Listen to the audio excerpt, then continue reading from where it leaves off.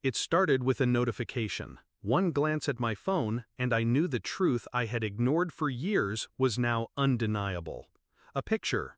My sister, grinning beside a cake covered in 28 candles. The caption, "The only one who deserves celebrating." My birthday. My day. Stolen. I typed before my hands could shake, "Nice cake." Seconds later, my mother's reply, "At least someone's worth baking for." That was the cut I had been waiting for. I didn't cry, I didn't rage, I just smiled. And I typed back, "Enjoy it, while you can." They had no idea what those words meant. Growing up, my sister was the sun, and I was the shadow. If she got a trophy, they framed it. If I got one, it collected dust. If she wanted something, they paid. If I asked, they said, "Earn it." I did. I earned everything: scholarships, promotions, my own apartment, my own life. But no matter what I built, I was still the other daughter. And on the night of my 28th birthday, they reminded me again. Loud, public, merciless.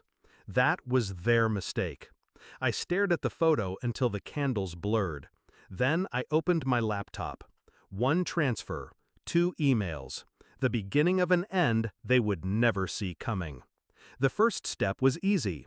My sister's apartment, the one my parents bragged about paying for, was in my name. They didn't know that. They never asked who co-signed the lease when she begged me years ago, terrified of failing her credit check.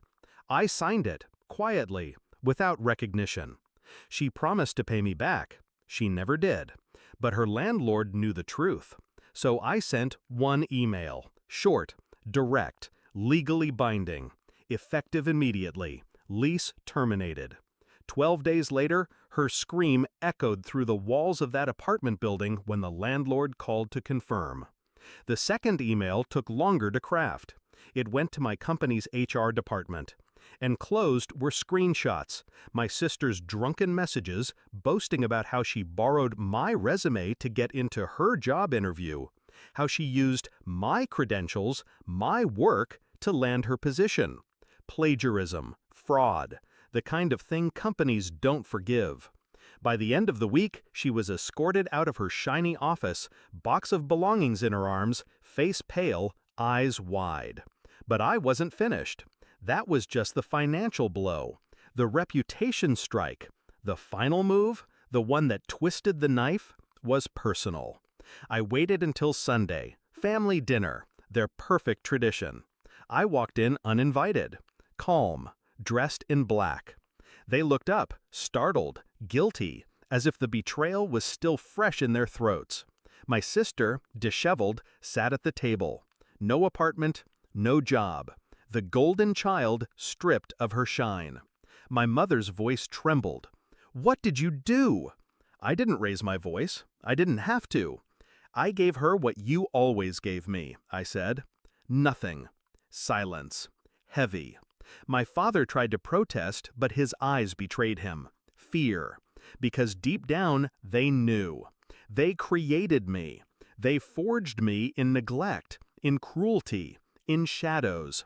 And shadows learn to swallow light. I left without dessert. The silence I left behind was sweeter than any cake.